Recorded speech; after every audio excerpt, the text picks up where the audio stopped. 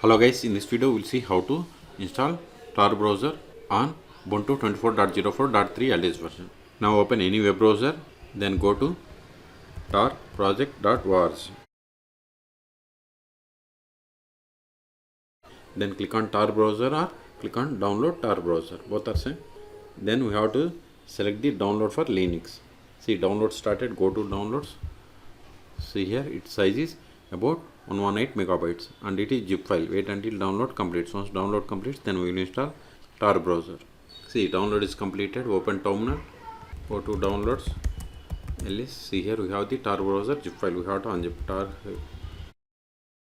tar-xf, then tar, press the tab to autofill, enter zip file name, hit enter, ls. See here we have the extracted folder. Go to that, cd tar-browser, hit enter, ls. Now we have to run this start tar browser dot desktop. No need to give sudo, just dot / then start, press the tab to autofill, enter file name, hit enter. Wait a moment, it will be opened. See, we got the Tor browser, and if you want to connect to Tor always automatically, then you have to turn on, then you have to click on connect.